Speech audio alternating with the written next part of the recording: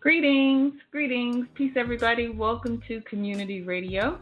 I am Kim, your host, and welcome back to another segment of Community Radio. Today is Tuesday, and if this is your first time tuning in and listening, I'd like to say thank you for taking the time out to join us today and welcome. I'll start off by giving you all the number to call in. The number is 515-605-9862. And if you would like to speak, just press the number 1 and I'll bring you in. There is no specific topic. This is a completely open forum. We can discuss anything you'd like. I just ask that you are respectful to me and all the other callers that call in and share. Before we get started today, I'm just going to go over some more ANU information. We still get, believe it or not, some questions about where to go to sign up for classes. To sign up for phase 1 of the training or any of the other classes that we offer, you can go to seduluhouse.com.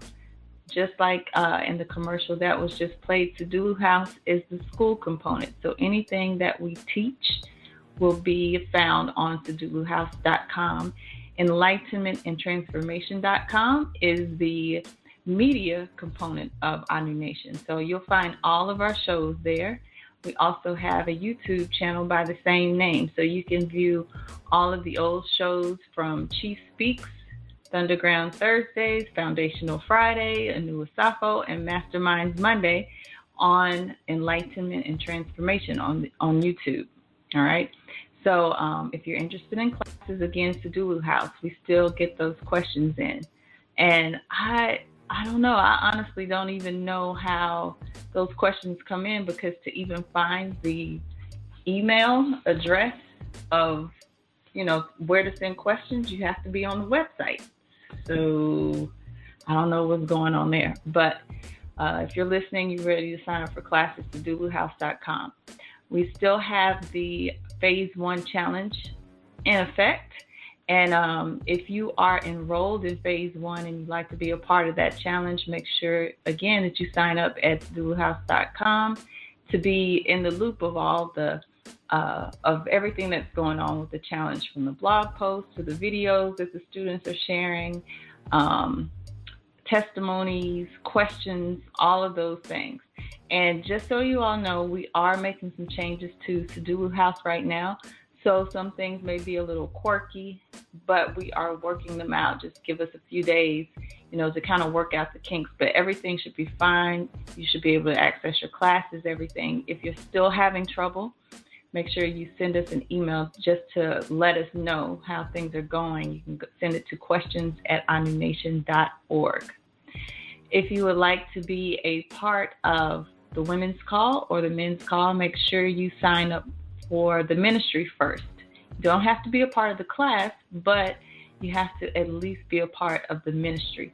And so you can do that by going to ANULifeglobal.org. And you can also get there through the app. So if you have a Google phone, or was it an Android phone, you can go to the Google Play Store and download the app. And the name of the app is ANU Nation. All right. So you can view your classes. You can sign up for classes. You can listen to the shows. You can chat with other people that have downloaded the app. You can buy books, everything. You can do pretty much everything from that app, which is really convenient, because I know like everybody is working from their phone nowadays. Nobody really has too much time to sit down at a computer. So the app is available. All right. Make sure you download that. So today, I'm still kind of vibing off of yesterday's show. Yesterday, on Mondays, of course, you all know that we meet from 7 to 9 a.m. So on Mondays and Fridays, we're here from 7 to 9 a.m. Tuesdays and Thursdays from 1 to 3. And on Wednesday, we meet from 9 to 11 p.m. So we're catching you at all different times of the day throughout the strong. But Monday, we had a really good talk. kind of vibed on ancestors. We talked about ancestors and your children, like which child, how do you know which side of the family your child belongs to. We talked about cigars. We talked about Michael Jackson. And we really got into that, and Brother Terrain just just made me laugh so hard when he started describing how much Michael Jackson's songs like really, really touched him. He was like, man, Michael just kind of speaks to your soul. He gets into your soul. And so one of the things that he recommended that you do that yesterday was to kind of, we were talking about the Off the Wall album and the Off the Wall documentary that Spike Lee put out last year. And so he was like, get yourself a good pair of headphones and check the album out, again. That's just like one of those classic albums. So I actually did that yesterday, dawning after the show, and I'm telling you, it got me so amped. I tell you, that was like that's one of my all-time favorite albums. I still have the album, in my first little Fisher Price little record player. So I still have those things, but yeah, so I'm still kind of vibing on that. So I may play a little Michael Jackson today just to get things going and to pump some energy through or whatever. Usually in the dawnings, I'll play music to kind of wake people up. I know this is a time, we're in the middle of the day now. Most people are at work and kind of sneaking away a little bit to try to tune in or whatever. But however you are listening to us, thank you for tuning in and thank you for listening. I would like to talk, today I've kind of been vibing on altars and shrines and working with your Egun. We were talking about it in yesterday's show.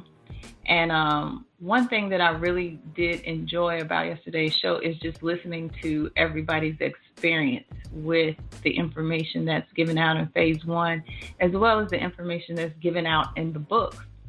A lot of times you all will listen to Chief speak a lot, or I'll get on the show and I'll talk a lot or whatever, but it's so important that we hear your feedback and your testimony, because it makes it, it makes us know like all the shows and all the work and, all the work that goes into the classes and everything is not in vain, because, we really don't, some of you will share a lot of your testimony and tell us what's been going on, but sometimes we just don't hear or get the feedback to know how it's affecting you, or if you're running into something that you may not understand, or if you're wondering, well, did I set my shrine up right? What kind of mistakes am I making? Or maybe you set it up a little different. Whatever it is, I like to hear the testimonies from the people who are actually doing some of the things.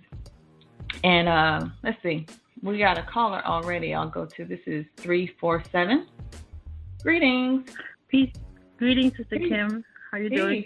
I'm well. How are you? I'm doing very well, especially since last night's phone call. It was okay. I'm not going to divulge much, because what's in the women's group stays in the women's group. But right. I just wanted to... Yeah, I'm not sharing anything. So, men, don't listen too quick. But I just wanted to publicly thank you. And I'm sure many sisters feel the same way. I really appreciate so much the women's call, because it's such a beautiful community. Hearing everybody's not only problems, because that is what we go there, but we also get a chance to hear people's successes and to see that the family is getting better, and that the conversations that we have till midnight are not in vain. We are all growing together, and I wanted to thank you and Sister Taya for being like the lighthouse in the group, to give us, to tell us, no, don't get lost in the storms. Yeah. Come this way. This is the best way to come. And it's very appreciated by me and by many. And I just wanted to publicly thank you. Well, thank you. God, you have no idea. Thank you. I really do appreciate that because, one of the things I noticed with the women's call, sometimes now we're kind of taking turns trying to host. And some of you all are getting to see that it's not as easy as, as it may seem, when you are actually facilitating the call. And I think that's a good thing because a lot of times, people just kind of sit on the sidelines a lot and just listen and just kind of take everything in and, are, just kind of let somebody else perform, so to speak. But when it's your turn to come up and actually to actually take the place of the host or to actually it yourself, people are starting to see, wait a minute, this isn't, as easy as I thought it was. So like in the past few strongs, when I've seen, you all, different people kind of host the call, I've noticed like some of the struggles that they may have, or some of the struggles they may have in doing that or whatever. But at the same time, it's a lesson in growth and just in appreciation. You know what I mean? Because you can, just like we said, on the previous shows we had about relationships, we had a lot of people making a lot of crazy comments, but when asked to step up and be a part of it, or to even call into the show, nobody wanted to do anything, but people have a lot of comments and a lot of things to say.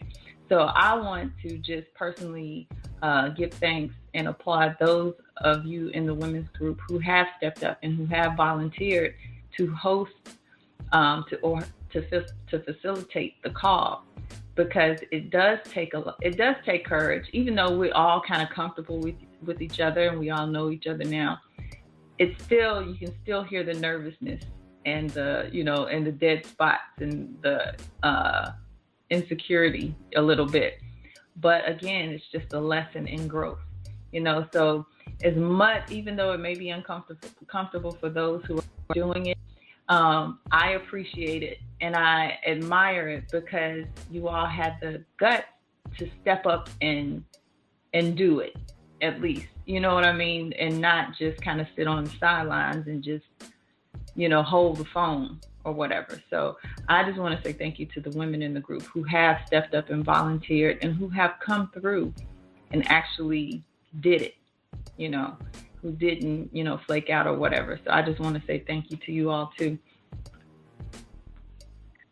I'll say thank you, sis. Yeah, thank you. And what's nice about the changing of the host every week is that we do get to talk more to the person that's hosting. Yeah. So that's nice. It is. Yeah. It really is. Yeah. I appreciate that too. Let's see. We got another caller on the line. And then I'm not going to mute you, Michelle. You can just come in whenever you like. This is 615. 615. Lafayette, everyone. Peace.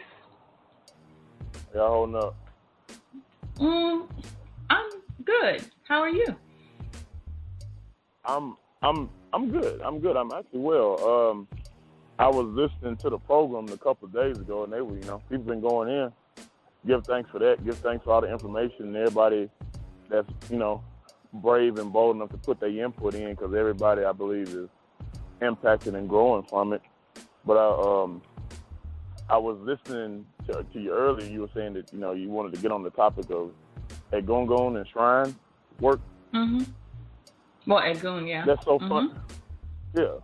So it's funny because I had my two of my Babaloshas. We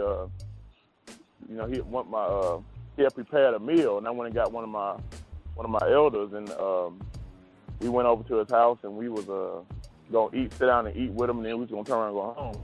But we ended up talking, and we ended up having to go make a run, and got lost and mixed up, and he ended up showing me a couple of energy portals and stargates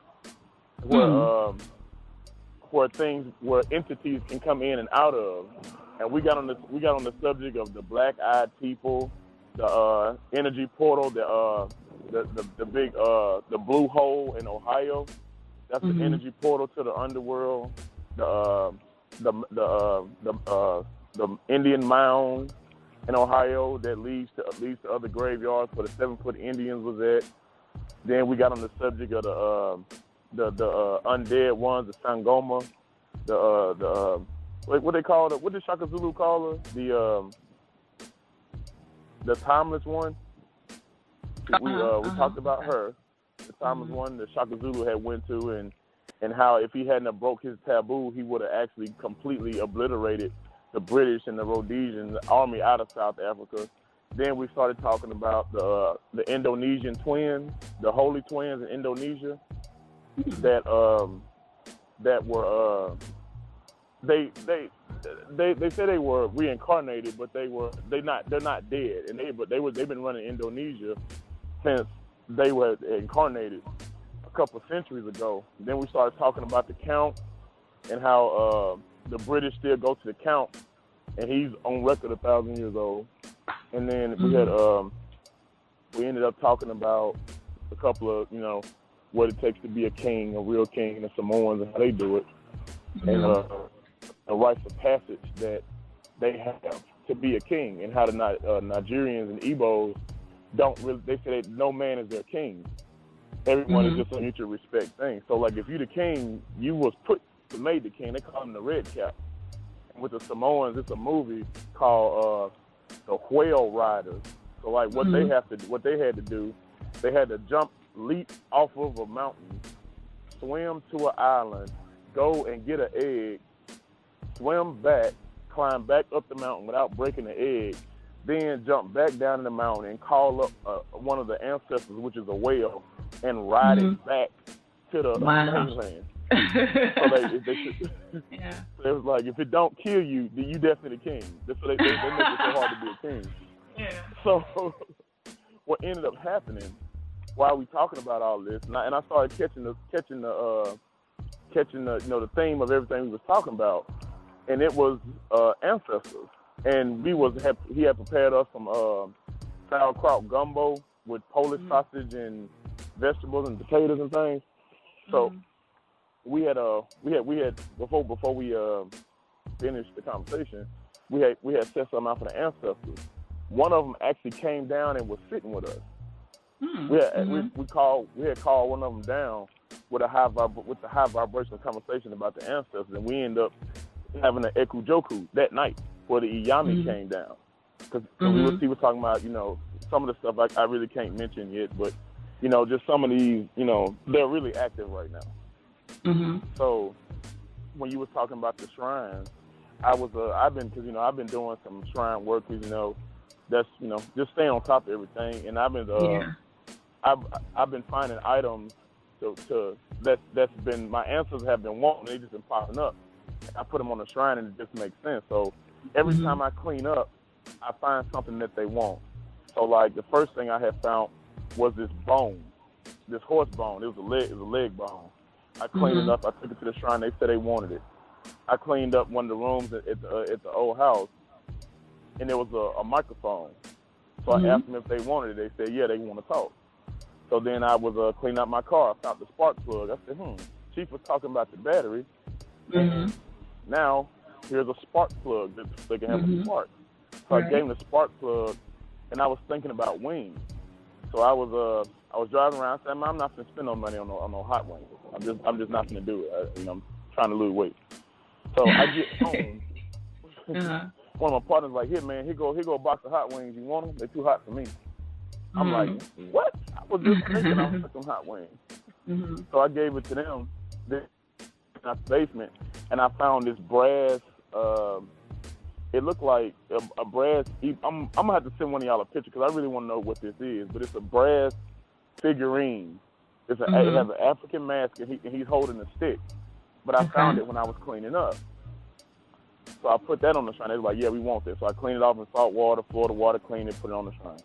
Then the last thing I did I was cleaning. I was talking to the brother Peter and brother Armand, and we were just on the phone, just having a good time. We were just shooting the breeze, and I was explaining. We was talking about the old dudes, and I was cleaning up, and every time I cleaned up, and we were just discussing the old dudes and building, I was stepping on some crystals that I thought I lost. So every time I cleaned up, I was finding gems that I would then take to my Egun. And then in turn, they would give me an idea for opportunity or something, of the sort. So I had ended up getting a contract for one of my businesses to do, do some work that night. And then I ended up getting a call from my other job. I'm like, So I'm giving them all this stuff. So I know they like chicken wings, and I know they like the things that can help them communicate more. So like, when you're in front of your Egun lines, watch what you say, because they're really listening. Yeah. And if your conversation is high vibrational enough, at a high vibrational frequency, they'll come and sit. They'll come and sit with you. They're that active right now. Yeah. So like that's been my experience with them. Yeah, I was talking. I'm glad you brought that up. I was talking in the show yesterday about the energy. We had the Sun in Aquarius, the Moon was in Gemini, and I think we had Jupiter in Libra. So we have all this air energy, and it makes a triangle. So I'm like, this is a really good time for things like that, especially communication and stuff, because these are all air energies. And we know, like, even on a Oponi Fa, when we're divining that north energy, that is the energy, that is where our ancestors are located. And where we send messages through smoke or through the incense, or, you can even use a feather or whatever to put on that part, on the northern part of your shrine or whatever. So, yeah, I mean, those energies are super, super active right now. It's a really good time for sending messages and for, just communication in general, with that whole air energy triad happening. I think it's moved today, but on Sunday and Monday, that was the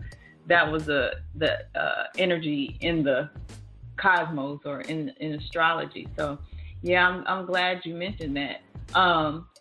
On your shrine, well, I know you've been practicing for a while, but for those people who are, just starting, how do you think they should? What are some tips you may have for them in trying to build a shrine,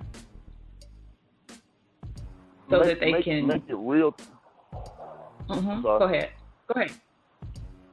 Make it real to you, and make it make sense. Like, don't try to be, Calypso from Pirates of the Caribbean and just put stuff on there that you think is cool. Put stuff on there that makes sense, and pay attention to what you find. Because I had got a reading, and one of my ancestors that came down, and I was like, she passed like maybe a couple of years ago, and it was my aunt, and they call her Redbird. So I was like, how do I know when you around?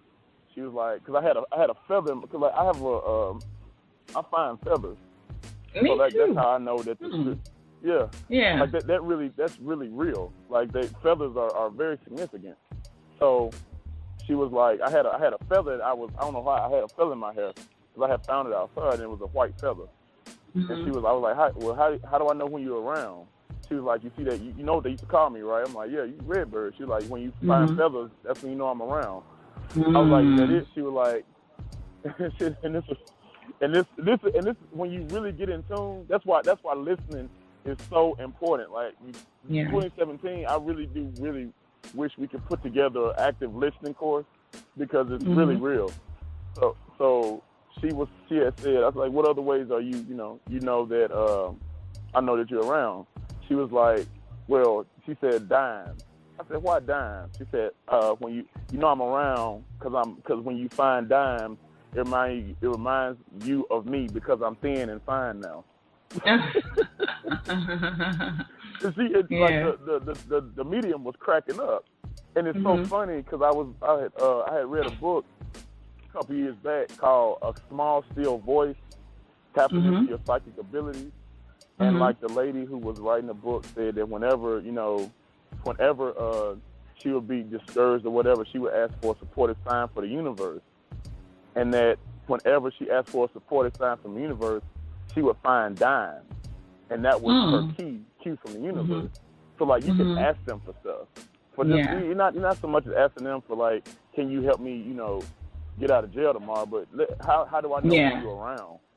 Right. So finding stuff that correlated with their nicknames, because like those nicknames are prevalent. They call her Redbird for a reason. So stuff like that, stuff that makes sense, that you know that they will recognize. That's what I would do. Yeah, family heirlooms, things that, like you said, things that may represent them. I know, what was it, Sunday? Yeah, Sunday and Monday, I got a couple of signs as well. One of the things that, I was telling everybody that my daughter was going through the course too.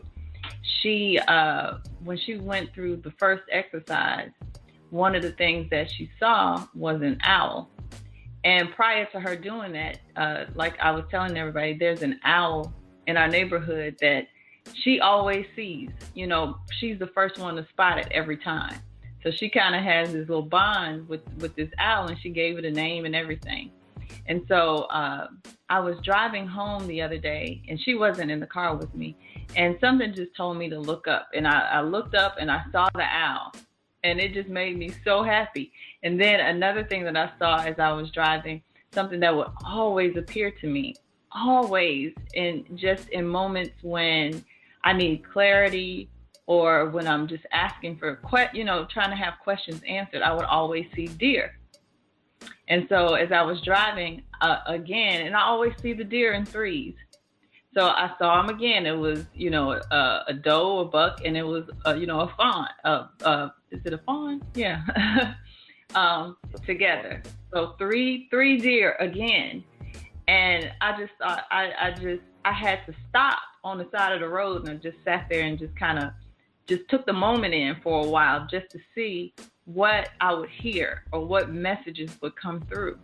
You know what I mean? So it's just like you said, it's things like that, just stopping in the moment and just listening, taking a minute to pause to see what am I hearing, what messages are trying to come through, and things like that. I think I covered this in the animal totems class.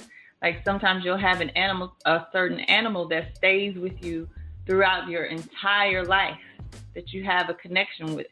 And for me, it's like deer and dogs, specifically black dogs or Dobermans. I've always had a Doberman for most of my life. I had a black one and a red one, interestingly enough, thinking about, just Eshu and just this Ogun energy. I've had so many Ogun energies around me all my life. So dogs and deer, always seem to stick with me. I know you the animal man too. So I was just wondering, even like for you, what animals do you see that have been, prevalent throughout your life? Horses, dogs, and big cats. Like, as a matter of fact, I had a dream last night, because like we end up, by the time I got home, it was almost 3:30, so I had to be up at like 9, 10 in the morning, 8, 9 in the morning. So I'm in the bed sleep. So I started having a dream, and that's another thing. When you set up your Egungun shrine properly, your dreams are gonna wear you out. Yeah. So just be ready for that. Like you just forget having people. You'll have deep sleep, but your dreams are gonna be extremely vivid. That's how you know you did it right, if your Egungun shrine is in your room. But I had a dream that I was sleepy. So I'm rubbing my eyes, I'm walking to the bed, and it's a tiger in my bed. It was an orange Bengal tiger. So I said, man, move, man, get up. Come on, tiger, man, I'm trying to go to sleep. So I leaned down to pick, how like you get a dog off the bed and you lift him up by his hip. Come on, man, move. So the tiger like looked at me and hissed. And then I woke up, I'm like, wait a minute. It's a tiger, man. So I was like, okay, it's a tiger, but I'm tired. You can have to move. So I'm moving the tiger. The tiger, you know, I think it was a female tiger too, because it didn't have a big male head. So she started hissing. So I'm like, nah, man, you got to go. So I'm nervous, but I'm tired too. I'm not playing. I'm really tired. You really need to move. So every time I move her, she'll move a little bit, but she'll fight. She like, like, nah, man, move. So like, I finally got the tiger off the bed. I was like, okay, I'm not gonna go to sleep in front of the tiger, man, because you know she kind of irritated. So I tried to get the tiger to walk out of the room, and then she was fighting it. She was fighting it, but she wasn't being aggressive. Like she was hissing and showing her teeth and, you know, pawing at me. I'm like, no, man. So I'm like, I'm walking the thin line. I'm like, okay, I'm not gonna really just handle this tiger, but I really want this tiger to leave because I really want to get some rest. And she's not leaving. So we fought a little bit. You know, I'm like, come on, man, move, get off me. You know how like when your dog bothering you, but you slick kind of scared of the dog because the dog is like kind of really crazy.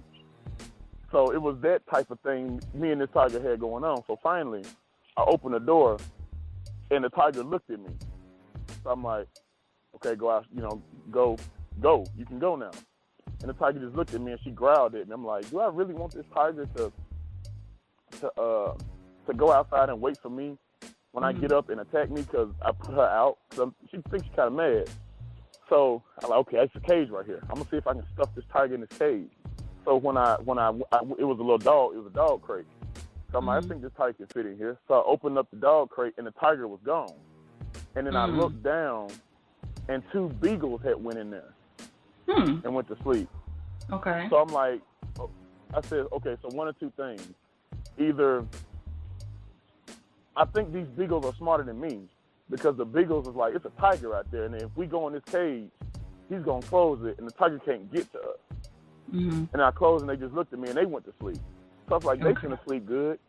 I can't really get no rest because it's a tiger walking around. And she's not scared of me, so she's not aggressive. But, you know, it's still a tiger walking around. So at that point, I had woke up. So I had instantly started analyzing, okay, what do we know about tigers? It was a Bengal tiger. It wasn't a Siberian tiger. It was a Bengal tiger. She was orange. She was orange and black. And she was camouflaged. And she was sitting on my bed looking at me. So I'm like, okay, ain't nobody been in here but me.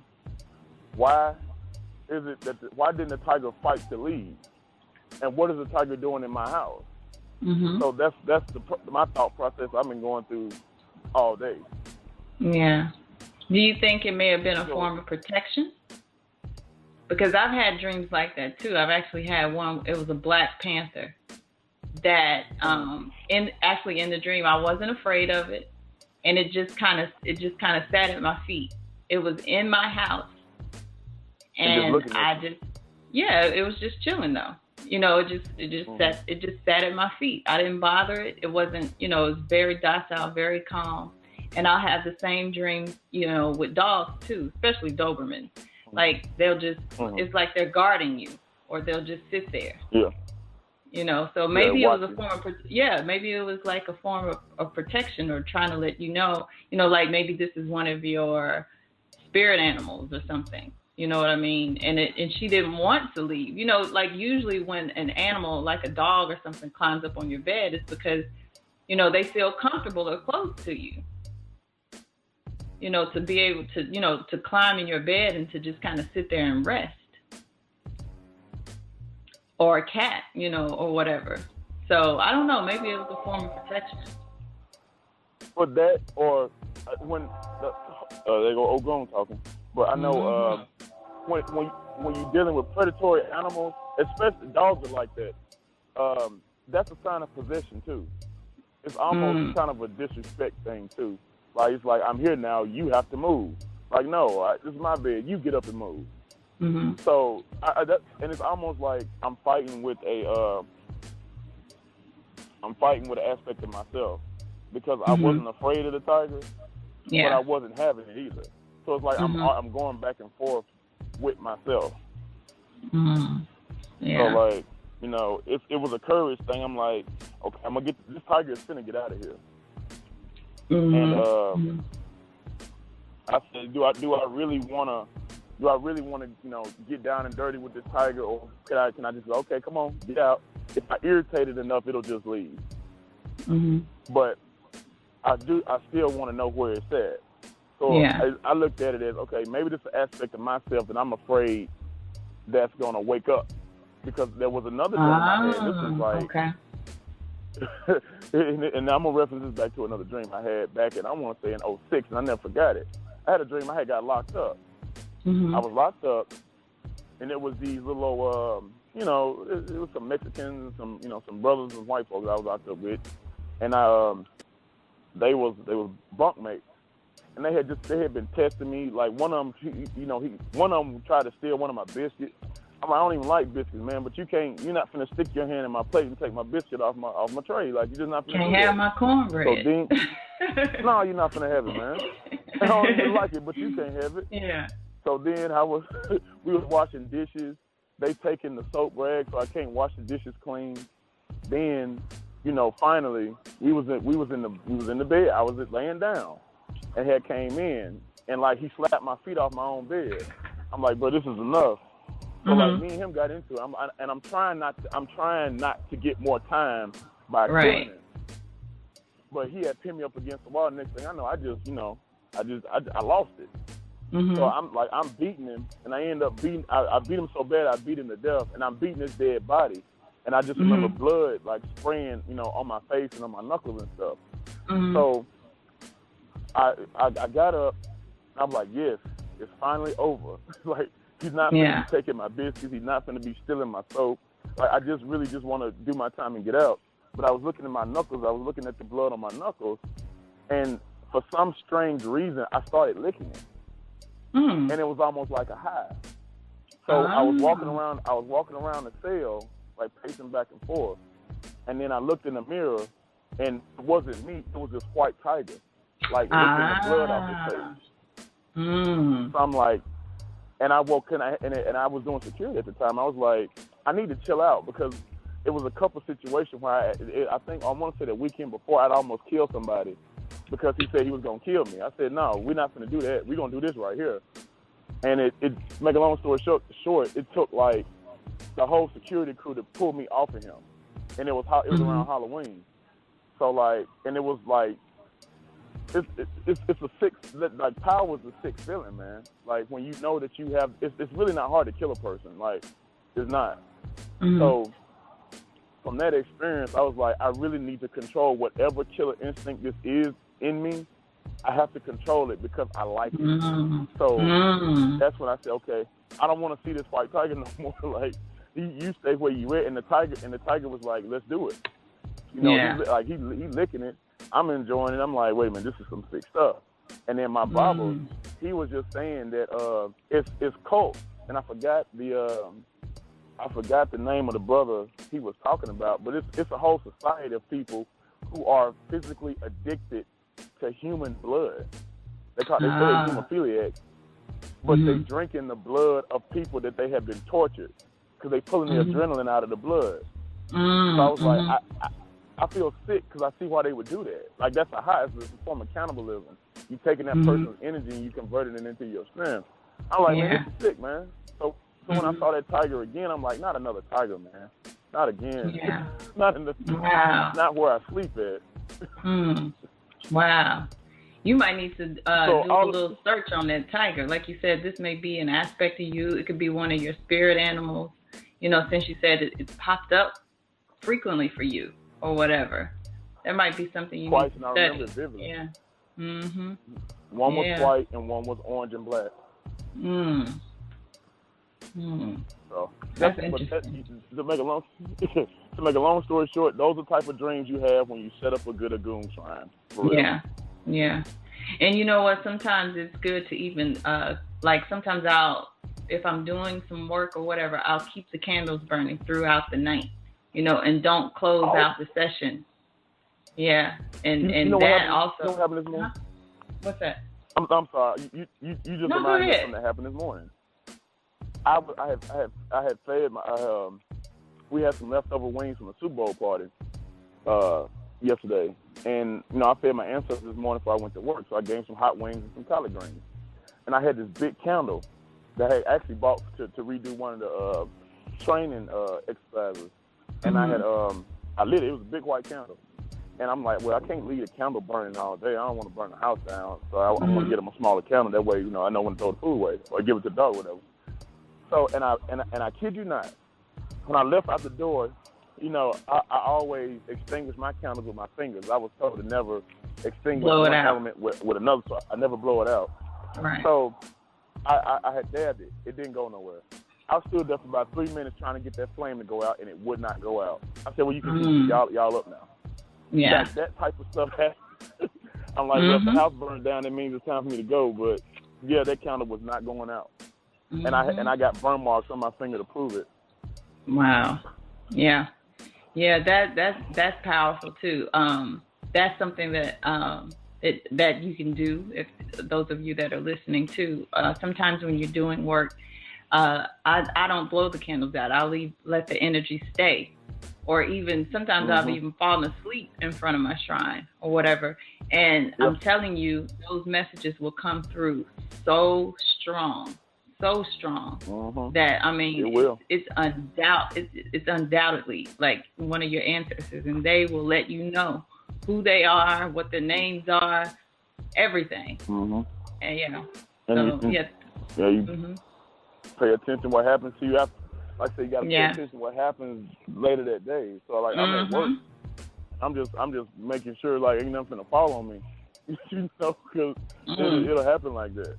Like, for real. Cause, like, when you're not paying attention, they'll get your attention. Yeah. They will definitely get your attention. Yeah.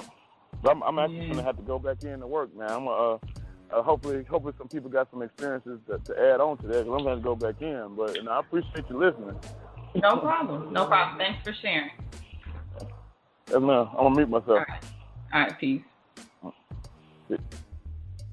All right. That was Brother Dietrich giving us some of his experiences with his shrine and everything. And again, I was just kind of vibing on that as I was refreshing some of the things that were on my shrine and working with them. And for those of you who don't have the book, I do recommend that you go and check out Shrine and Altar. You can buy that book through Amazon or whatever the Chief has put out. It'll help you learn how to incorporate certain elements on your shrine, how to properly set it up, what different items on the shrine mean, so you'll have a deeper understanding of what to put on your shrine, what it represents, and why you're putting it there. That's really important. It's not to just, randomly just pick stuff and just put it there, like Dietrich was saying, just because, you think it's cool, or it's a picture you saw on the internet, or, something like that. You really need to be conscious of the things that you put on your shrine. So I just want to say thank you to Brother Dietrich for sharing that information. And I would like to hear some of the callers that are on the line. If you have an experience that you would like to share, or a question that you may have, make sure you press the number 1. The number is 515-605-9862. And we're just sharing. I think it's really good, when people share their experiences, because sometimes you may think, am I really thinking this? Is it just me? Am I crazy? What's going on? I'm going to go to another caller here. We got a couple of people with their hands up. I'm going to go to 813 first, and then I'll pick you up, 864. 813. Greetings. 813. 813. Hello? Yes. Greetings. Hello? I can hear you. Okay, so it wasn't me. Hi, greetings. Sister. I've been listening to you guys for a while, for a long time now, a couple years, and I've never spoken. This is my first time speaking, but I wanted to talk to you guys about a dream. You guys often give analysis of different dreams and references, and I just want to see what you guys thought about a dream that I had last night. Okay. Let me give you a little background. I have a necklace that was given to me by a sister, and the necklace was created for her by Babalawo. A while back, the sister had a dream, and the Babalawo was in it. But actually, I was in it. She had a dream that she saw me hanging from a tree, like I had been hung, like, they did to us back in the days. And a couple of weeks after that, the Babalawo that made the necklace, he he took his life. And she saw that as a symbol. You know, she saw it and she read it differently. But I don't know what the symbolism behind that was. She dreamed that I was hanging from the tree, and I had the necklace that the Babalawo made her, and he ended up taking his life. But I took the necklace itself. I still had in my possession. I didn't know that he was the creator of the necklace, and I was wearing it. And once she told me what happened to him, I stopped wearing it and went to a Babalawo, and he told me to go get it washed. She told me to throw it away, which I felt I shouldn't do. And he told me to take it to the beach and get it washed, not to wear it. But unfortunately, I had already worn it after he passed. But what I noticed is that after I started wearing it, I started getting very vivid dreams. Last night I had a dream, and it had a lot of symbolism. The entire dream I had a lot of saliva in my mouth, and I needed to spit it out, and I didn't want to spit it on the ground, and I couldn't find a toilet to spit it in. This is probably real nasty, but I'm driving too, guys, so sorry. But every time I found a toilet to spit it in, the toilet was dirty, like someone had used it and not flushed it. So I woke up in the middle of the night. I looked it up. I looked up the meaning of it, and it was saying that I have something repressed, some kind of repressed that I need to say and get out, but I'm not. And it's really interesting because right before I went to sleep, I did have a conversation about something that I do need to say, and I don't know how to verbalize it without having a negative aspect come back to me from it. You know. One of the things that it did say is that if you see a dirty toilet and you fear or you sit in it and it comes back on you, that you know that's the backlash that you're washing. And that was, like I said, there were several instances where I found several toilets, and one of them was like that, where it did sit back on me. And I don't know, like I said, I looked it up and that's what I thought. I kind of agree with it. I just wanted to know what you guys thought about that. But I do agree that there is something that I'm holding. And when I woke up, my mouth was full of saliva, like full. Like I had to go. At one point, I even had so much that I did spit, and I ended up vomiting because of the water and stuff touching me. I ended up vomiting. But it was all in the dream. It was really, really crazy. But all of these dreams started happening after I wore that necklace. So I guess, I want to know what you guys thought about the necklace, what the dream, and then, of course, I know what to do with the necklace. I need to go get it. I need to let it go in the ocean is what I was told. I just want to get you guys' opinion on that. I think that nobody can interpret your dreams the way you can. And she says that all the time, because the message actually came through for you. So I think the message that you got about not speaking up or not expressing yourself probably had a lot to do with it. But also, why did the lady give you the necklace? I was actually just going through something, and it was years ago when I was pretty just getting to get information about it, and she gave it to me as a form of protection. She said she had a reading, and it was told to her to give it to me as a form of protection. Okay. So I never got rid of it. Yeah. Another thing is that, you know, when we get items from our babalawos or from our priest or whatever, usually it's through some type of ceremony or something like that. And that energy the necklace is imbued with the energy of that particular house or that particular lady or the babalawo that gave the necklace or whatever. So I thought it was almost like, that's interesting that she would give it to you. Right. Versus me. And I agree with that because I did go through an initiation process, and I do have another necklace, and it's two different houses, one's Yoruba, one's Ifa. And I was wondering maybe that can kind of like, you know, because they're different houses, they're not working together. And believe it or not, the house that I attend where I had the ceremony and the house that gave me the necklace, I don't want to say there's beef, but there's people that have attended both houses, and there's like work that's being done at the Ifa house versus the Yoruba house. I guess the Ifa house is washing the negative that the Yoruba house has done. If that makes sense. I don't know what you mean when you separate Yoruba and Ifa, but Okay, so the Ifa house that I go to are Cuban. The Yoruba house has African. So, okay, so if you're talking Cuban, you may be thinking about maybe Santeria or something like that. He specifically says it's not Santeria, though. He specifically always says it's not Santeria. He teaches Ifa. He works with Ifa. He works Ifa. Okay.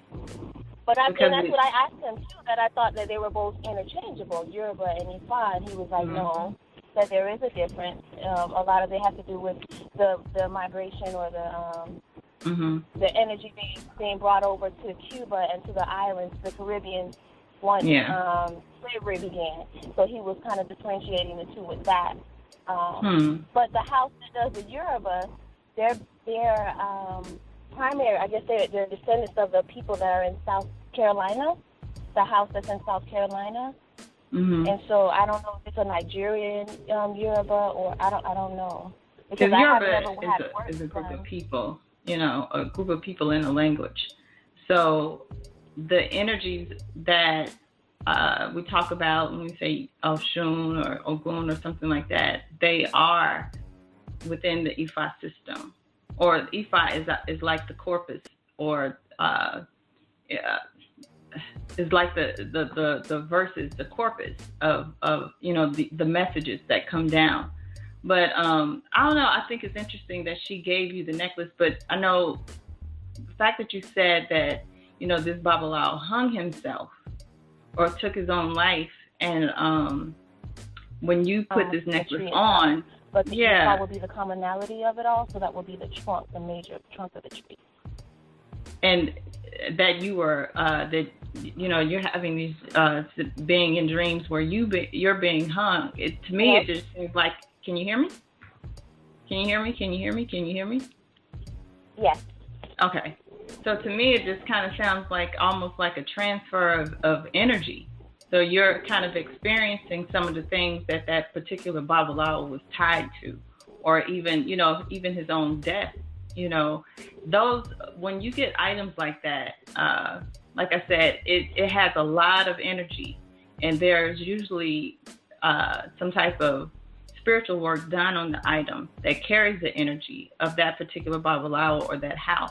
So this just the fact that you were being hung, I'm just thinking about that. How, when you're hung, of course, thinking about that saliva in your mouth, it's around your neck. You're talking about the throat chakra and everything, and it being blocked or cut off, and the saliva just kind of welling up in your mouth. Like you were saying, you felt like it was something that you needed to say that was kind of being blocked, that you block yourself from saying things. So I think you're on to something there.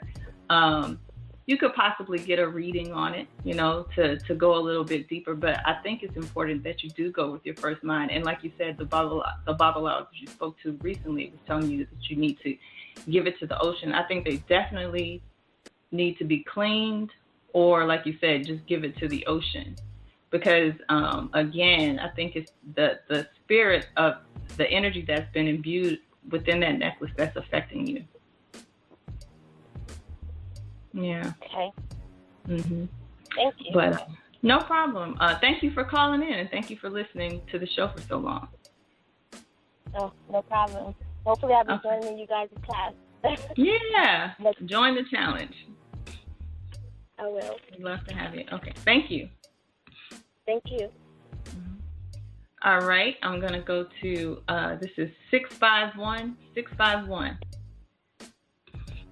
Greetings. This is Gloria. Greetings. Peace, Gloria. How are you? Peace. I'm doing well. Good. How are you doing? I'm good. That's good. I have a question. I was listening to one of your shows from, I think it was last week or the week before, and someone asked a question about numbers she was seeing. And Chief was on that day, and the answers she was given it's like the same answers I would give, because I have like angelic numerology on my phone, so I would plug in the numbers. And it would give me the answer, but until Chief said what he said, I was like, oh, wait a minute, I need to break these numbers down. And so what Chief said was, something about binary codes and find out the meaning of the numbers that way. But I really didn't understand what he was talking about, because I see certain numbers all the time, or I should say like a string of the same numbers. And so I was trying to decipher, like, what do they mean, and what am I supposed to get from these numbers? So my question is, I don't know what Chief was talking about when he said binary code. I tried to look it up, and it didn't make any sense to me. Okay. I don't remember him saying binary code, so I can't really reference what he said about that or, what the context was. But I do remember him saying to, work with the numbers, write them down, look at the shapes, look at the angles, turn them upside down, flip them around, just really start to work with those numbers. And sometimes you can even, break them down to their digital root. Just noticing the sequence, the repeating sequence means something as well. Sometimes, I'll today's date, I'll add them all up and then get to the root of the number. So if it comes out to like 18 or something, you have the number 9, getting it down to the base number and really kind of exploring what that number means. I think he did a show. Yeah, he did a show on numerology, actually. The first show of the year. Yeah. Okay. I'll have to go find that. Yeah, check that one out. It's numerology in 2017 or something like that, but it's numerology in the title. That was the first show of the year, so of the Gregorian year. So make sure you go back and check that out. But I think it's important that you really kind of just work with those numbers, and I'll meditate with them, like Chief said. I'll write them, turn them upside down, flip them around, meditate with them, repeat the numbers. Do all different types of alchemy with those numbers. Put them through all the different processes that you kind of know of. I'll do the same thing with words.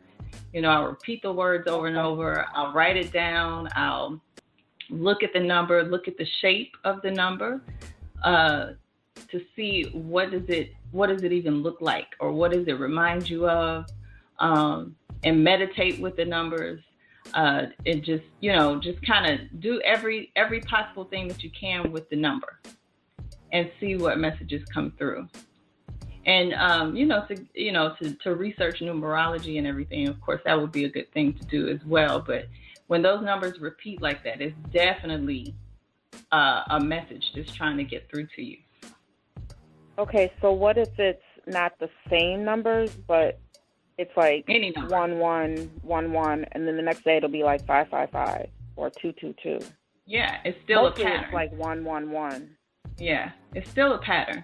And when we talk, and I don't know if this is what he's talking about with binary code, but just in E5 or whatever, when you're divining, or even in the I Ching or whatever, you have these systems of light and dark. And in the book, he breaks it down. 0 is feminine, the 1 is masculine. And so you can even break it down that way.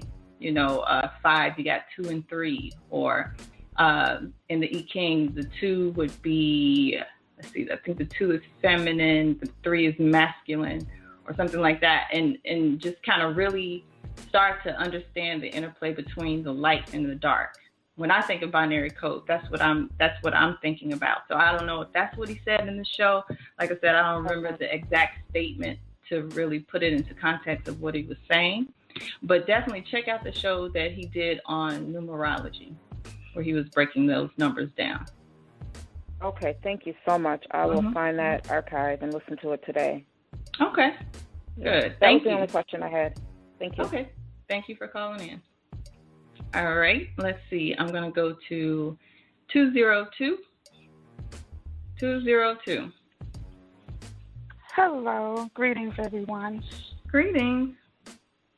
This is Nyambi, and I was the one that Chief was talking to that day where we were talking about the numbers in a dream.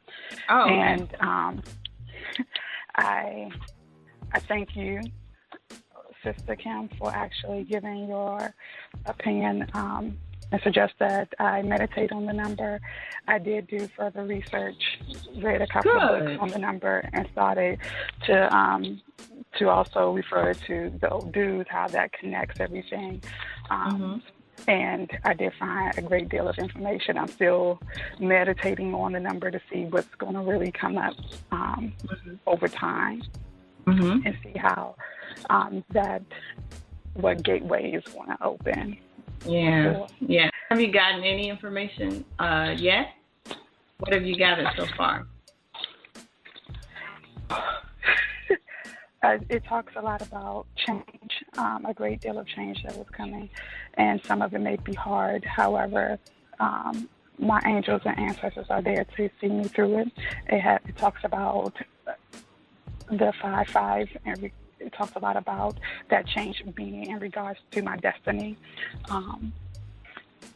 The 3, in regard it mentioned a lot about pregnancy, and that doesn't mean that you're actually pregnant, but you're pregnant with spirit, and all the things that Chief Yuya was referring to in his first session.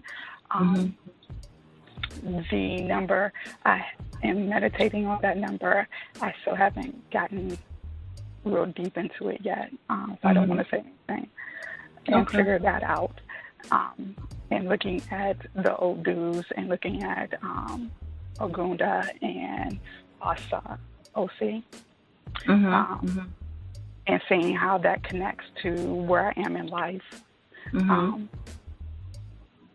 I found a great deal of information that is helpful.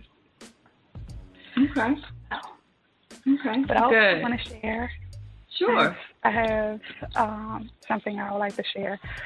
That a few years ago, before I was going through a great deal of change, and I knew that there was something more for me to do other than working in an office and focusing on my kids. So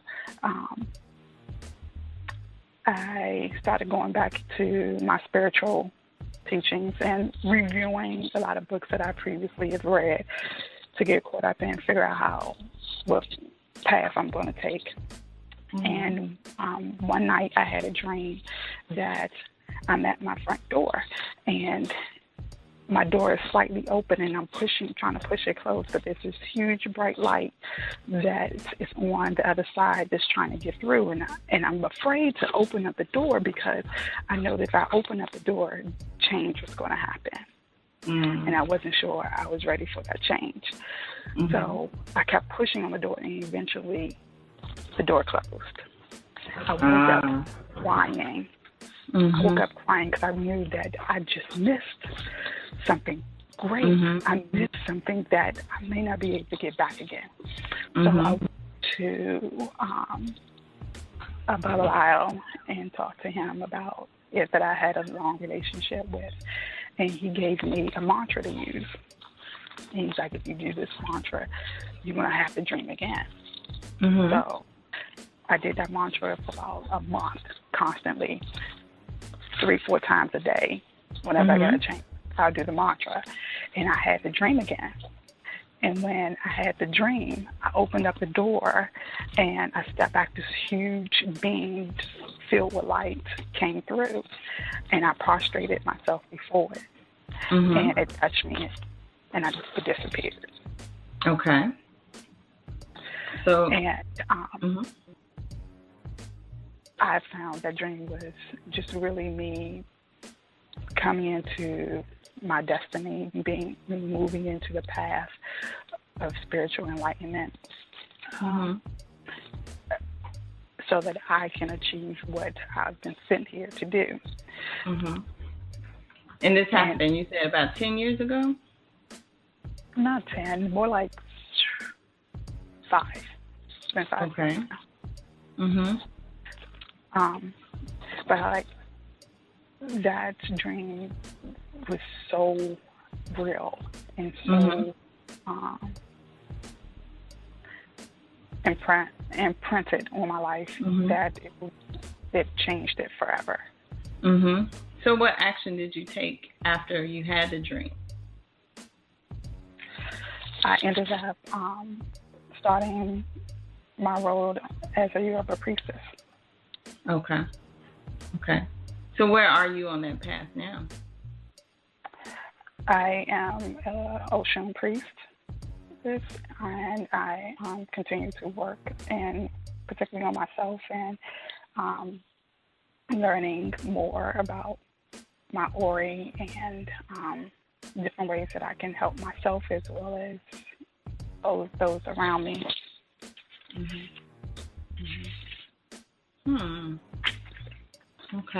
Okay. So those numbers that popped up, 5 was a big one for you. Do you think that's tied to Oshun? Yes, definitely. Yeah. Okay.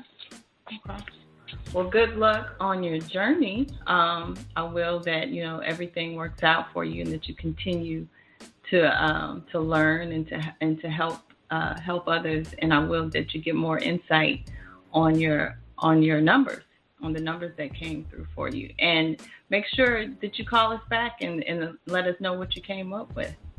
I'm interested to hear. Yeah. Now, thank you for calling. All right. Thank you for allowing me. Peace. All right, 615. 615.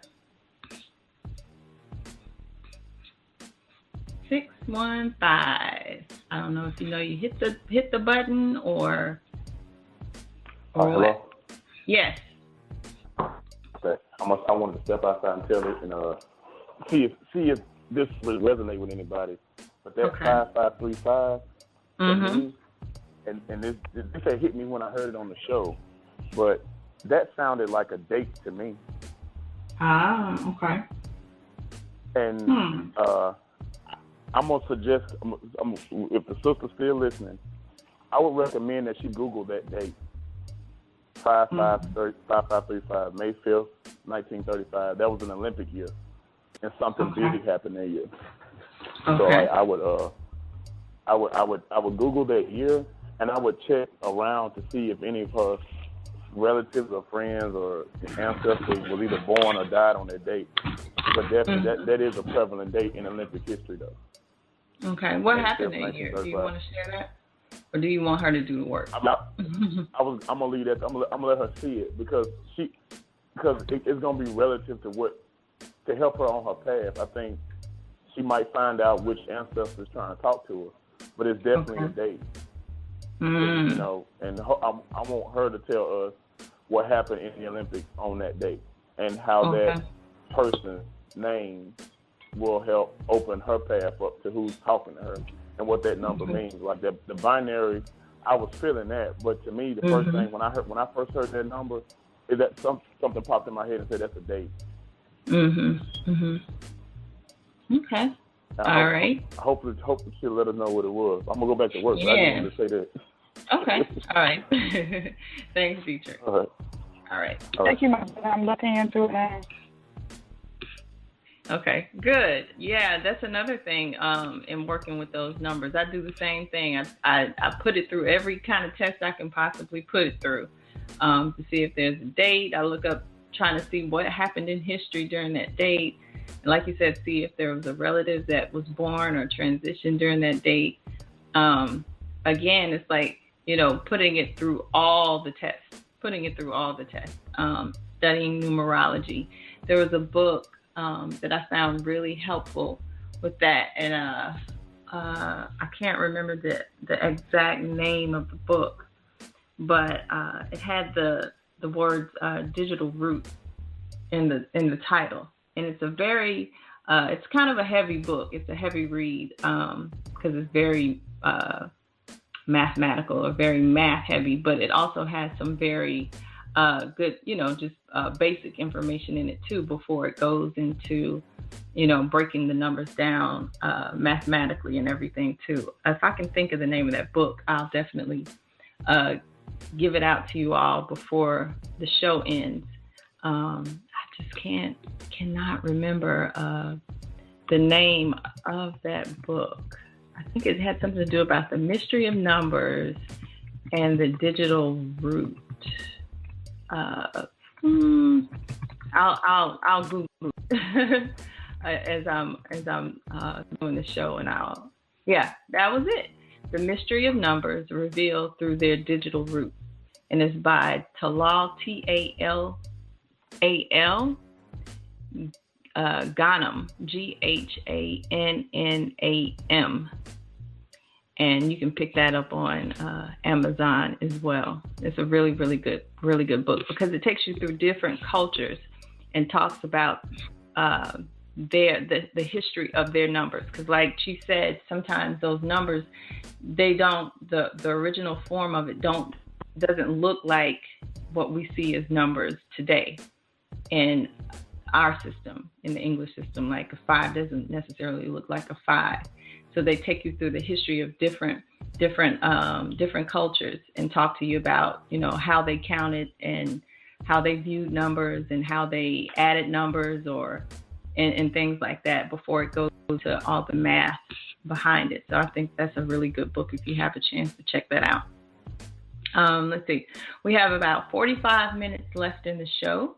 Again, there is no topic. We're just kind of, just going with it. I was just letting everybody know that it's really important that we kind of share our experiences, and because you just never know how much it can help somebody. A lot of us go through things in life and we're having all these spiritual experiences, and sometimes we may negate them or think, like we're losing it or something like that, because there's nobody to really talk to about these things because you think they might look at you funny or something like that. So it's really important that you kind of share your experiences, because you never know, it may give someone else the courage to share theirs, and you may find some commonalities, or you may even get answers to a question that you may have by someone else, stepping up and having the courage to ask their question. So it's always important to share. And it's good too for those people who are teaching to let them know that everything that they're doing and all the information and the shows and things that they're putting out isn't necessarily just falling on deaf ears. It's always good to just have that exchange going back and forth. So if you're listening and you'd like to share anything or share any information about, we had started out talking about shrines and altars and contacting your ancestors or your Egun and how to properly set one up. I was recommending that you all pick up the book Shrine and Altar. And of course, this is something that you'll definitely go over in phase 1 of the training. So if you're not a student, make sure you go to seduluhouse.com to get signed up for that class and join the challenge. During this challenge, like I said, at the beginning of the I'll say the Anu New Year, which is in June, there'll be a retreat where, we'll kind of get together and celebrate everybody completing phase 1 of the training, so that we can move on to phase 2, or, so that you can be a more integral part in what Anu is doing. If you'd like to volunteer for, helping out with the shows or any of the other projects that Anu has going on, you have to at least complete phase 1 of the training, so you'll be familiar with things such as altars and shrines and how to set them up, and how to work through some of your personal problems and things like that. So it's a very good training. It's definitely life-changing. So for the price of the class, you're getting a whole lot of information that'll get you started. So definitely check that out. I'm going to go to a quick commercial, let you all get your thoughts together. Make sure you call in, and then when you call in, just press the number 1. I'll bring you in. The number is 515-605-9862. I'll be right back.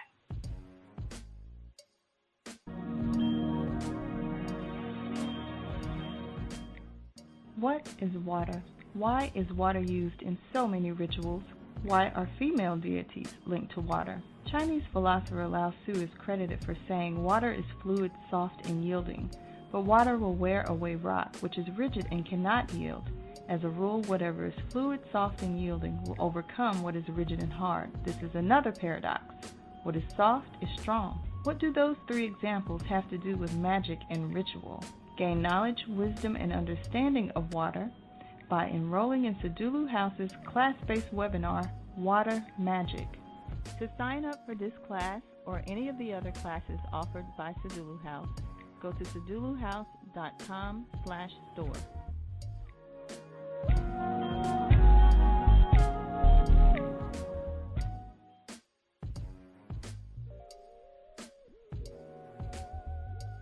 Your higher self is one of the most potent energies that there is. We often want to work with gods and angels and other spirits instead, but our higher self is what's needed to connect to those energies.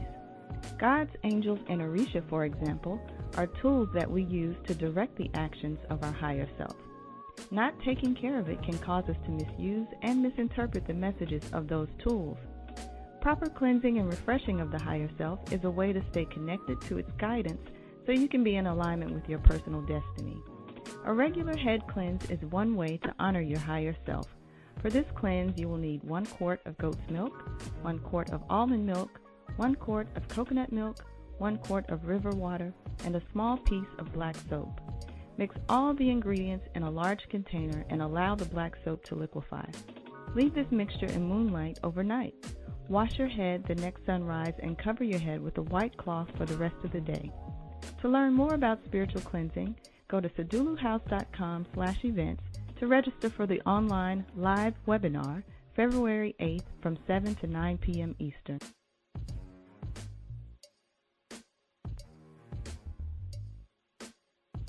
Okay, welcome back. And that was just a couple of quick commercials on some of the classes that I facilitate on Sadulu House. The last one on cleansing, that class is still available. We went from doing them live to now having them available all the time, because at the time when we were doing them live, sometimes people would miss the dates, or they were wondering if we go back over the information or whatever. So those classes are now all accessible on saduluhouse.com. So in that cleanse commercial, you actually got a free ritual there of something that you can do to help cleanse your Ori. And as you know, in this particular system, in the Anu system, Chief always stresses that your Ori is like the first thing that you should be working with. Your Ori and your Egun are two of the main energies that will help you the most, and especially when you're starting out. Those are the things that you need to focus on, because your Ori holds your soul. So you get your soul mission and your information. You have to clean and feed your Ori, or clean and feed your head regularly to connect with that energy, so that your spirit can connect with your soul. So you got, free ritual there, And again, we're back. The number to call is 515-605-9862. Just press the number 1 if you have a comment or question or anything that you would like to share. We're just kind of going with it and vibing on it. In the Shrine and Altar book, I wanted to highlight some things that Chief talked about, good things to put on your altar, or just how to even approach your altar. And I think Brother Amar talked about this before, about having respect and showing respect before you go to your altar. So one of the things that you're encouraged to do is, he tells you all the things that you should do just prior to even setting it up. How to cleanse the space, how to find a good space to put the altar or put the shrine. And then when you're getting ready to go before your altar, how you have to clean yourself. So that spiritual cleanse class is really good. We talk about how to cleanse your Ori. One of the things that you can do before you do any ritual or before you go before your shrine is to you first cleanse yourself. So you'll actually take, a bath or a shower and just remove all the physical dirt from your body.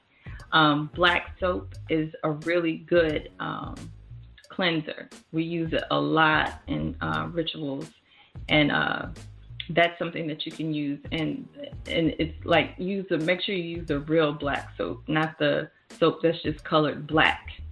You can also take white rose petals, Florida water or rose water, sea salt, and spring water, and you make a mixture, and you're going to take another bath, or you can stand in your shower and you're going to pour that mixture all over your body from the top of your head downward and cleanse yourself. And so as you're doing this, what you're going to do is you're going to visualize, all the spiritual sludge, that has accumulated just over the years, spiritual dirt that has been on you because you haven't been connected to, doing spiritual work and everything. And you're going to imagine it, washing away and going down the drain as you're doing this. And I would recommend that when you do that, to not towel dry.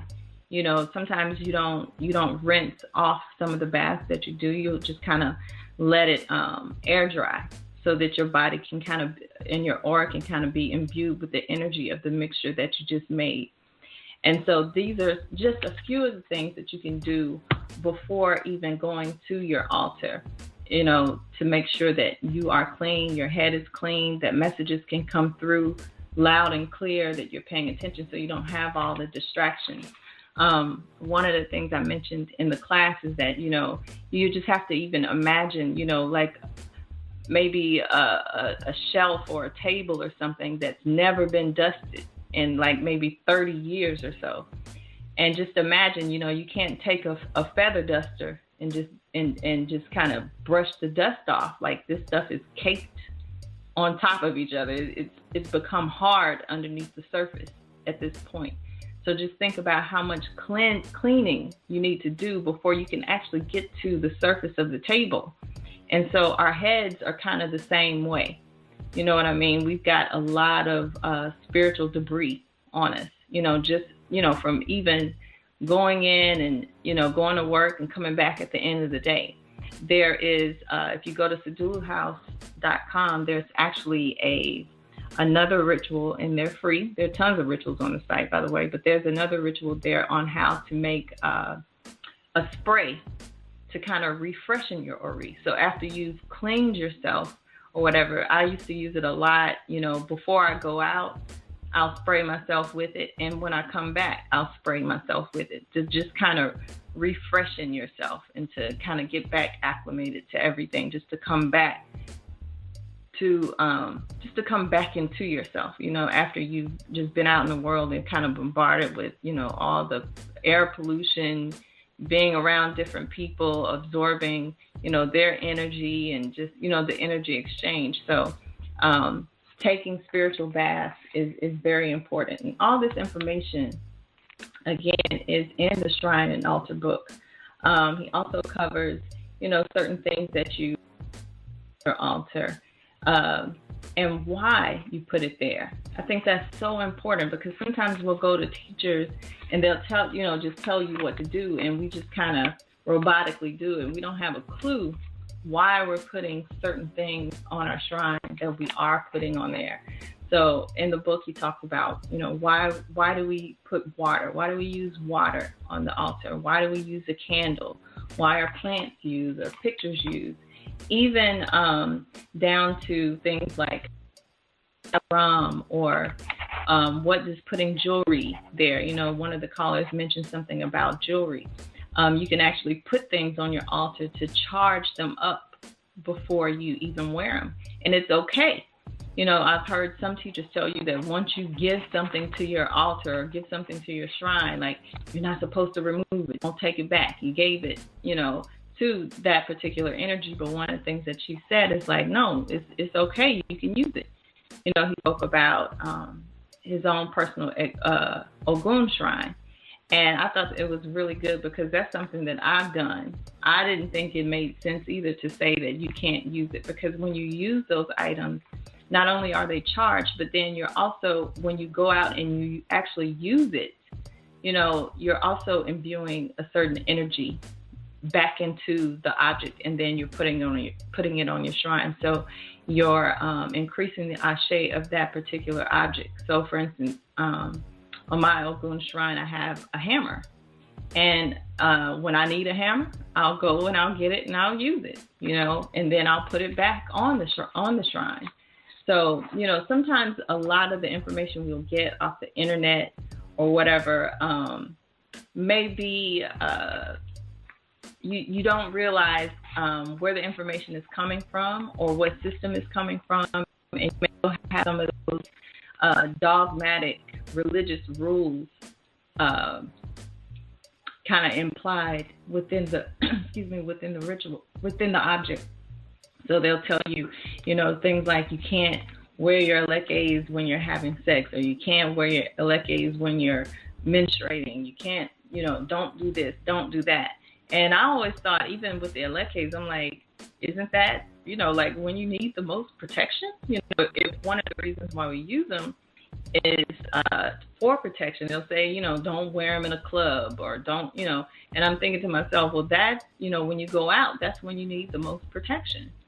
So, things like that, you have to kind of think, is this a system that may be blended with Catholicism or something else like that, where, these kind of dogmatic old kind of rules are implied on top of the African religion or the African spirituality of it. You kind of have to ask yourself those questions. That's why it's really important that you get good information that explains why you're doing what you're doing. I don't just need the ingredients to bake the cake. What if I want to make a different type of cake?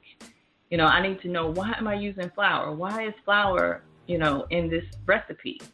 Or am I using 3 eggs instead of 2, or, whatever. So in the book, again, he goes over skulls, putting skulls on what does that represent on your shrine?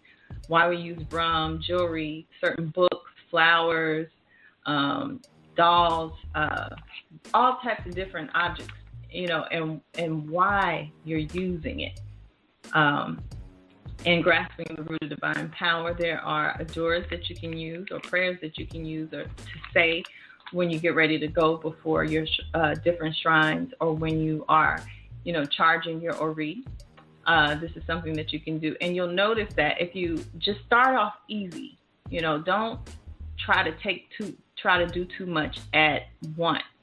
And this is so that you can kind of recognize what it is you're doing, because sometimes we'll do a ritual and we'll, one day we expect it to work as soon as we do it, and we're like, we don't see anything. We'll skip it and go to another ritual the next day, another ritual the next day, or next week, or whatever.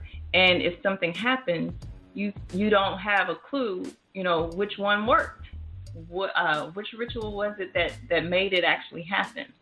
So I would always suggest to start off with, like Chief says, your ori and your egun. Those are like two of the most important things to work with initially, that you can start off with. Learn how to clean your ori, learn how to feed it, learn how to set up your egun shrine, learn how to, meditate. There's a class on seduluhouse.com with that. Learn how to meditate so that you can hear when you go before your shrine, so that you can learn how to block out certain noise. That's another reason why we even do the adoras in Yoruba or in a different language if you're in a different system. It's so that your conscious mind, you can bypass your conscious mind so that you're not blocking some of the things you're saying. Because sometimes we'll say things and negate it at the same time, and because our conscious mind is trying to figure out, well, why, do I really think I want to get this? Or I don't know, I'm saying this, but I really don't know if it's going to happen. So sometimes using a different language puts you in a whole different space. And just the vibration of the words that you're saying helps out. So the more you do it and the more you practice it and come into practice with it, it'll become more natural to you. So something like, strengthening your ori in the dawning, you'll find that you can do this in the shower. You don't necessarily have to go to a physical shrine. And I know yesterday in the women's group, we kind of talked about this, and I was explaining, your body is your first altar. Your egun are within your blood. So you are your egun. Your body is your shrine. So even feeding yourself, good food, getting good water in itself is an offering. You can, say these adoras and say these prayers prior to drinking a glass of water or while you're in the shower or whatever, you may need to just start off in the beginning, actually physically going to the shrine just to kind of get in the habit and to put yourself in a certain mental space. But, once it becomes alive within you, you'll find different times of the day that you can do different things. And it won't be so, because sometimes these things can take a long time. And so you'll find ways to just work it into your daily routine to where you don't have to set aside 2 hours or 3 hours or whatever to go before your shrine. You're conscious of, your egun being within you, in your bloodline, in your bloodstream all the time. So you can make an offering of good food, good, nutritious, healthy food when you eat.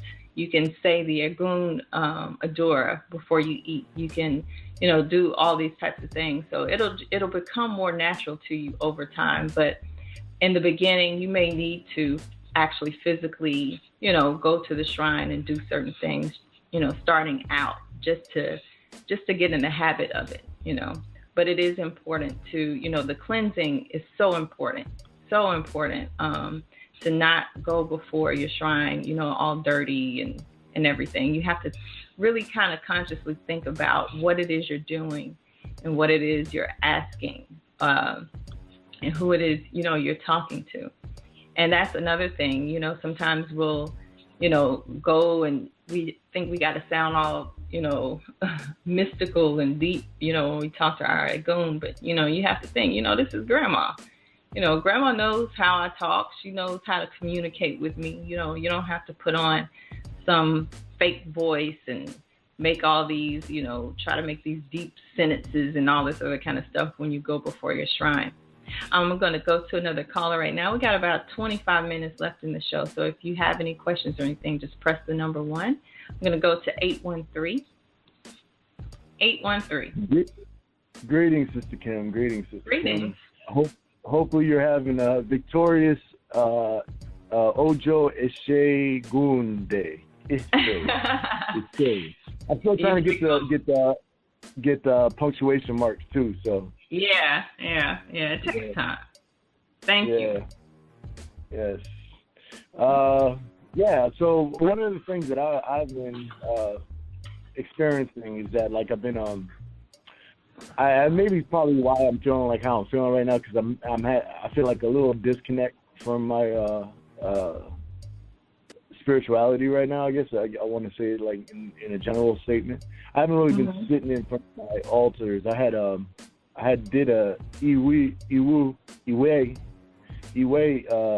cleanse on my Ilekis. I went to the river, cleaned those, and then I also made a Omiero with pretty much a particular herb that would represent every single one of the Ilekis I was washing. A couple of them, actually. It's funny because when I was doing it, I was like, okay, I'm dead broke. I really can't go to the store and just buy anything. But then I started going through my household. Yeah. I'm going through the household, and I'm just like, yo, I got everything I need except for one. So it was pretty interesting, man. But I've been literally like getting familiar. Once again, my thing is getting familiar again with the energy and looking at them in the perspective that I'm learning under Anu in the Phase 1 challenge. And take it, I've been a little stuck on module 3, and it's only because the experience hasn't finished with me. Like yesterday, I spent mainly the whole day learning about Lakshmi, and I went back on Chief's wealth show. First, I found the one that was on YouTube, And then I went back onto the Blog Talk because he had a whole month when he was breaking all that information down. So I just went to the Blog Talk and found the shows from there, because the shows itself actually has way more information than the one that's on YouTube, just to kind of put it out there. So do your research. That's one of the things I've been kind of on. It's I'm gonna shoot a shout out to Reem. I don't mean to put your business out there, but I'm putting it out there. Like Reem had asked me to do something. Reem had asked me to do something, and I said, "Look, it's the journey. It's not the finishing product. It's the journey of it. So you got to do some work for it." So hopefully he got it. He hasn't called me. I tried to text him or call him earlier, so hopefully he got what he had to get. So we'll see. Yeah. What did you find out about Lakshmi? Did you find the show on Lakshmi? Yeah, I did find the show on Lakshmi, and I've been reviewing it. I've got a lot of information, especially with the lotus flower. The lotus flower is very important to me. And I got some of the information from the hands. I'm going to review it again because I have, I guess when I was listening to it, I wasn't listening to the depth I wanted to. But and I wasn't writing notes. I was just listening to it. Usually it works better when it's going hand to hand, whenever I'm like listening and writing notes, listening and writing notes. So, but the lotus flower, just that itself is important symbol regarding to how it roots deep. Not only that, it goes through water, and it doesn't really matter the depth. It's the root travels through water all the way until it gets into the mud. And then bears roots. And then it bears roots, and it also bears roots super deep inside the mud. So it's so just that process alone, that part of the process is important. And then understanding that it opens and closes when it's on the surface. It opens and closes, that's another gem right there. Lakshmi standing up and sitting down is another thing that I pulled off it also. And but like I said, I want to go back over it and get more in depth with the study. So yeah. But that's one of the things that I will say in the module is that I don't want to say stuck. I've been going through a journey with module 3, and I've came to a point where I've been able to get a lot of information with talking with the brothers. The brothers have been extremely helpful. I found out that Brother Randy's the psychologist and I'm the philosopher. So we kind of work good together. Okay. Good. Yeah, and it's just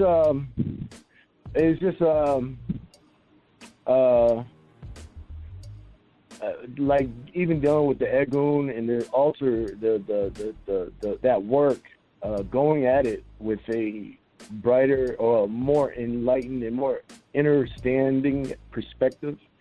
I think I can use that word, understood perspective that I think once I do, I think my the rituals and things that I'm trying to make manifest are going to connect a little bit more. That's probably been one of my biggest issues with a lot of my ritual work, because sometimes it works, sometimes it doesn't. Sometimes I'm doing this work and expecting something in the result, and I don't see it, and I still continue to be in the same spot. Even right now, honestly, I feel like I'm still at the same spot, but it's a different place than I've been. You know what I'm saying? So I'm just learning the lessons inside of them too. Learning to what? Learning the lessons inside of each each area that you might venture to. That one thing that keeps on coming to my mind is doing the right thing wrongly. And every time you try to do the right thing and you fail at it, you find yourself in another position. Then you're like, okay, I see this route, this work inside of it, but this didn't. You know what I'm saying? Yeah. Because it's the physical attributes of what we're doing ritually. You know what I'm saying? And that's how I look at it. Is that what is really happening here in this plane, in the horizontal, yeah, in the physical. And each step that you do, you learn a lesson from the last step that you took. So that's really where I'm at, and I've enjoyed it. Definitely enjoyed the show. Yeah, that's third module. By the way, everybody that's listening, it's the third module, but it's the second exercise.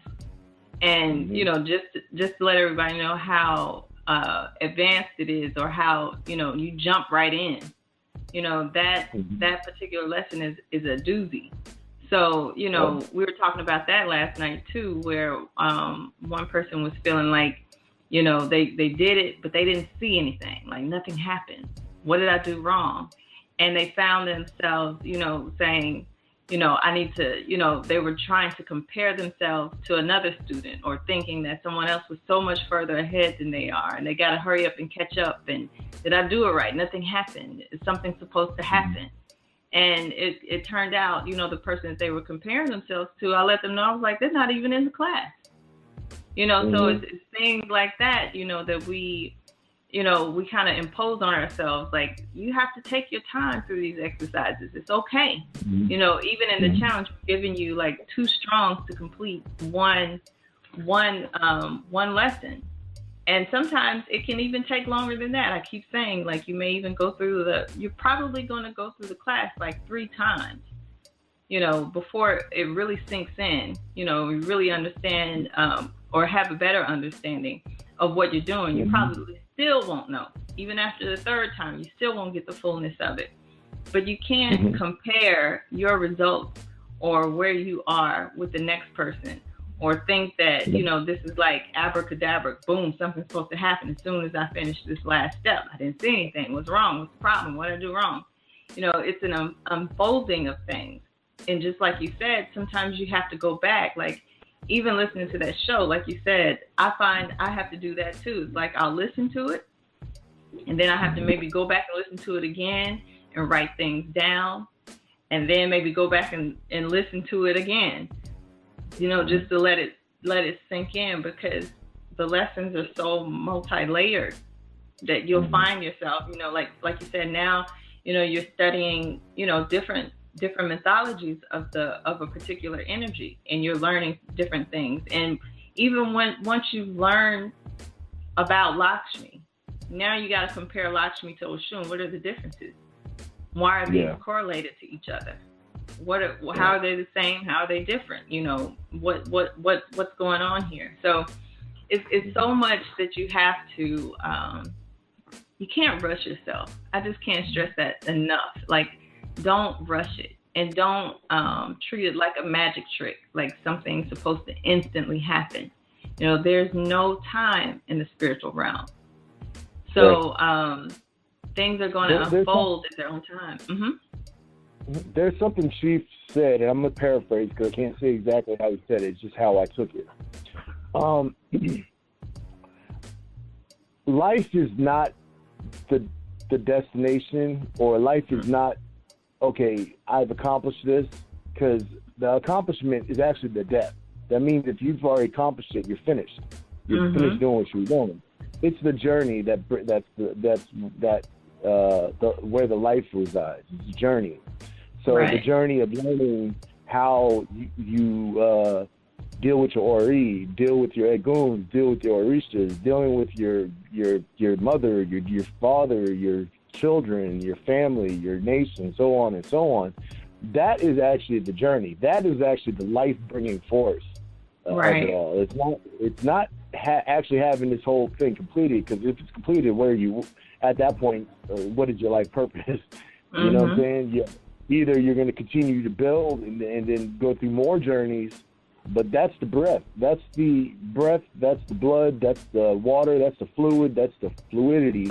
And I've been working on that concept for a while, and I'm getting to a point where I'm just scraping the surface, of course, but I'm getting to a better understanding of fluidity. It obeys no laws. And that was a while ago. I don't know if for the people that have been listening, I asked Chief like last year, probably in September, October time, and even going further back and speaking about Olofin and understanding that and Alaska and breaking that whole conversation down. That right there has been the journey for me. And this module, and just to put it out, it's the life purpose module, which is very important. You start off out the gate finding out what the life purpose is, which once again, like you said, you pay people thousands of dollars just to get to that point. Right. So, just understanding what the life purpose and the directive of that, of what you're here to do is very important. Because then now you know, okay, here's the Agoons. These are what the Agoons are constantly telling me, and does it match where I'm going? And then you kind of have a comparison of who your Ori and you are to what and who is talking to you through your altars and shrines and your Agoons and your Orishas and so on. So, Yeah, and just to let everybody know, too, when we were discussing this last night, I had to bring that up, too, what you were saying about it's the journey. Why, the question is not did it work, but why are you comparing yourself to somebody else? Why do you feel like you're behind? Why do you have this thought that I got to hurry up and complete it? Or did I do something right? Or why didn't it work? Are you coming at this as a magic trick? The rituals start as soon as you decide in your mind, okay, I'm about to do this. So as soon as you say, okay, I'm going on to lesson module 3, it's already started. So just in gathering the materials, ordering the materials, whatever, like you were saying, you were going through your house looking for stuff or whatever, that in itself is part of the ritual before you actually, sit down, light the candle or whatever it is you're doing. Just gathering the things that you need, takes you, it helps to be mindful of, what you're thinking and what you're going through as you're getting those things together. I remember when I was getting ready to do, I think I was making the spray that I was talking about, the Ori Refreshener. And I had found a Botanica close to where I lived. And just even going to the Botanica and trying to buy the materials that I needed for the spray was a journey in itself. One of the ingredients was that you needed the herb rue. And so I went into the store and I'm asking the lady, does she have rue? And she was there working with her daughter. And so at first, as I'm talking to her, she was acting like she didn't understand a word I was saying. She was Hispanic, so she was acting like, like she doesn't speak English. I don't understand what you're saying. And then I noticed as I'm walking around the shop, she was kind of looking at me. I think maybe she, saw my leques or whatever. And then, her daughter started talking to me and I was telling her what I was looking for. And so as I told her daughter something, then her daughter said something to her mother in Spanish or whatever. And she was like, oh, Ruta. Oh, okay, you're looking for Ruta. And then she goes and she gets me this prepackaged roux. And as I'm talking to her and telling her about some of the other things I'm needing, I guess she kind of realized, oh, she's about to do something, because I noticed then she did look at my leques. So then all of a sudden this lady that I didn't think spoke English starts talking to me in English, and she says, oh, you know what, I grow this herb in my house. She was like, if you need some, I can go to the house and I can bring you some fresh roux. I can bring it to you fresh, just let me know how much you need and I'll bring it and I'll give you that. You don't have to use this prepackaged stuff. And so I just thought to myself, like, that is part of the ritual. I'm like, wow, look at what just happened with just me coming into the store, just gathering up the ingredients. So like you said, yeah, the funny thing is what you're saying is what I told Brother Tareem. So I hope you're listening, brother. And hopefully you went on your journey, brother. Just put him on blast. Boy. Hey. Yeah. Yeah, it is. It's like all those things, you have to kind of pay attention to those things that happen and just gathering the materials. All of a sudden, this woman that, acted like she didn't even speak English, now she's telling me she'll go to her house and get the herb for me and, do all of these things or whatever. And, giving me discounts on candles and, all this other kind of stuff. I was like, okay. Yeah, I see what's going on here. Yeah. So, yeah, that's the journey, and as I, as I did the, put the ingredients and everything together, of course, I was taking notes and writing it down in my grimoire and, just so that I could remember the experience. That's really important. We keep saying that all the time to, get a notebook or get a grimoire or something and write down all the insecurities or questions that you may have just going into it, because you'll find that the more you do it, you can kind of compare notes and say, well, this last time I did this, let me try it this way this time. Or I was tired and I was sleepy the last time, so you know what, I need to go back and do it again. This time I'm going to be fully alert, or I forgot to take a shower, I forgot to cleanse myself before I did it. Let me do that and see what happens this third time. So you'll have something to kind of compare it to. But it's all, like you said, it's all about the journey. It's all about the journey, not the end product. I want to say it like this too. I want to add something to this. Is that, I think Chief broke it down, said it a while ago, and I'm gonna break it down a little bit more about it. He said, I'm a musician, right? I'm a music composer, right? Mm-hmm. So a lot of the things in life that I look at is looking at the whole composition of the actual process. Meaning it's not about just making the drum line or putting the bass on it. It's about how the drum line and the bass correlates with everything, how the violins and the strings come in, where the breakdown comes in, when the bridge comes in, when the, just so all the elements that make up the song come in, and the timing of them. Everything doesn't have to stick with that 4/4 measure. Something might break down into a 2/3 and go double time or triple time on it. Right. So there's so many elements in our lives that we have to be able to look at and see, are these proper tools that I can use for this song or this thing that I'm doing in my life? Are these proper ways that I can use to make this song come out to be a hit? And I'm saying it like that because it's more of a metaphor of how I'm working on it. So I just wanted to put that out. At the end of the day, once the song is completely complete and you've perfected it, it's just like Stevie Wonder going back into the studio. It's just like Mike going back into the studio. It's that concept that we have to all enjoy, have fun doing it. It's that journey, that experience of that makes the song beautiful, the life beautiful, our nation beautiful. So yeah, definitely. Thank you for that, Brother Anwar. We're coming to the close of the show, so I will that everybody got something out of everything that was shared today. Make sure you go to seduluhouse.com to check out the class. Make sure you check out the Shrine and Altar book and get started, and again, share your experiences. I think it's so good, Anwar, that you and Tareem and Pedro and Dietrich and everybody, that you all get together and you talk about these things and you share your experiences. Don't be afraid to share what it is that you're learning. That's so important for everybody that's involved, not just yourself, not even just the person you're talking to, but yourself. Just being able to share.